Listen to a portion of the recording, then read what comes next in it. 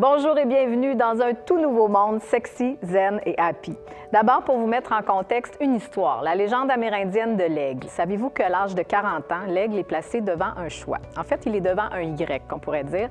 C'est qu'il arrive au bout de lui-même, c'est-à-dire que son plumage, son bec, ses griffes, tout est fatigué. Et s'il se laisse aller, bien, il lui restera quelques mois, quelques années à vivre tout au plus. Mais il peut faire un choix, c'est-à-dire qu'il peut s'en aller pendant 5 mois, 150 jours, dans le bois, près d'un arbre, dans la montagne, et il va commencer par cogner son bec sur l'arbre jusqu'à temps que le bec éclate complètement. En faisant ça, il y a un principe de régénérescence qui embarque et il y a un nouveau bec beaucoup plus fort qui va pousser. Avec ce nouveau bec-là, il va arracher chacune de ses griffes pour laisser place à des nouvelles griffes beaucoup plus fortes aussi, qui vont lui permettre d'arracher tout son plumage pour en laisser un nouveau, flambant neuf, pousser à son tour. S'il fait ça au bout de ses 150 jours, les 5 mois que ça lui aura pris, il va faire ce qu'on appelle son vol de renaissance pour annoncer à tous ses congénères qu'il s'est donné un second souffle de vie. Quand j'ai lu cette histoire-là pour la première fois, j'ai été profondément touchée. En fait, j'en avais des frissons parce que je me disais, est-ce que ça se peut que ça fonctionne de la même façon pour l'être humain? Combien de fois, nous, on arrive dans un Y de notre vie? Parce qu'on a vécu quelque chose de difficile ou même parce qu'on vient de changer de dizaine, parce qu'on s'aperçoit qu'on n'a peut-être pas fait ce qu'on voulait faire de notre vie, qu'on n'est pas devenu la personne qu'on devrait être ou qu'on a joué des rôles ou on s'est mis des objectifs qui n'étaient pas pour nous. Alors, qu'est-ce qu'on peut faire à ce moment-là? Est-ce qu'on peut, nous aussi, à l'instar de l'aigle, s'offrir une renaissance, un second souffle de vie? J'y crois fermement, je l'ai même testé. Je vous dirais que ça fait 2 ans que je me suis transformée en laboratoire humain pour tester toutes sortes de principes de pleine conscience, d'outils de psychologie positive, de trucs et astuces qui permettent de se redonner un second souffle de vie, une seconde chance inouïe d'enfin réaliser ce qu'on n'a pas réalisé jusqu'à maintenant. Mais ça passe par 3 choses, parce que le concept s'appelle sexy, zen et happy. Sexy, c'est être bien dans son corps, mais ça n'a rien à voir avec la profondeur d'un décolleté ou la façon dont on s'habille. C'est vraiment plus avec la petite lumière intérieure qui ressort parce qu'on est connecté, parce qu'on est aligné avec notre cœur, avec ce qui compte vraiment pour nous.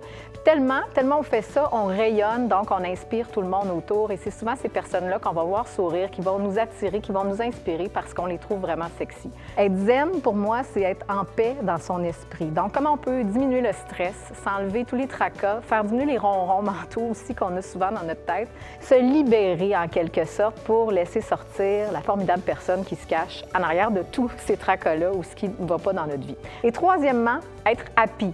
Bien évidemment, ça veut dire être heureux, mais plus que ça, être joyeux, être de bonne humeur, s'amuser dans la vie, avoir du plaisir dans ce qu'on fait et plus encore, dans une dimension plus grande, peut-être redonner. Être une bonne personne, aider, participer à la création d'un monde meilleur. Alors ça, c'est le concept Sexy Zen Happy en gros. Et ce que je vous offre, c'est une invitation. Vous savez, je crois qu'il n'y a pas de hasard dans la vie. Donc vous et moi, on avait probablement rendez-vous ici même, sur une plateforme virtuelle peut-être, mais qui deviendra de plus en plus réelle. Et si on avait rendez-vous pour nous permettre d'établir une relation, oui, mais d'amorcer une transformation vers notre puissance, vers notre grandeur, vers ce qu'on a de plus beau à l'intérieur et surtout ce qu'on peut réaliser dans notre vie, ce qui nous tient vraiment à cœur. Alors pour faire ça, je vous invite à laisser vos coordonnées, votre nom, votre courriel dans l'endroit prévu à cet effet. Et dans les prochains mois, ce que vous allez recevoir, bien, plein de choses, plein de trucs, d'astuces, d'outils, de psychologie positive, de principes de pleine conscience pour vous aider à être sexy, zen et happy. Et je veux vraiment qu'on développe une relation ensemble qui soit au-delà du virtuel, c'est-à-dire que je devienne comme votre meilleur ami, qui vous accompagne en toute honnêteté, générosité et avec beaucoup d'amour, bien sûr. Et en terminant, je voudrais vous dire une chose. Je sais qu'on est vraiment dans un monde virtuel aujourd'hui, on est très connecté technologiquement. Mais est-ce qu'on peut utiliser ces plateformes-là pour justement être davantage connectés humainement? C'est ce que je souhaite faire avec vous. Je vais vous donner des défis dans ce sens-là, des objectifs, toutes sortes de choses à réaliser. On va s'amuser ensemble, vous allez avoir des surprises, des cadeaux tout au long du processus aussi. Mais tout ça pour qu'on se retrouve, pour qu'on reconnecte, mais de la bonne façon, avec le cœur. Je ne sais pas si vous avez vu le film Avatar. Dans ce film-là, les personnages, quand ils se rencontrent, ils se disent « I see you », je te vois.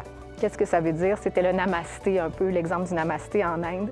Et ça veut dire « je vois, j'honore le divin en toi. Je vois la magnifique personne que tu es. Je reconnais toutes tes belles qualités. Je te vois dans ta pleine grandeur, dans ta puissance, dans tout ce que tu peux réaliser. » Alors, je termine en vous remerciant. Merci d'être au rendez-vous, puisqu'il n'y a pas de hasard et qu'on avait rendez-vous ensemble. Mais surtout, je vous vois.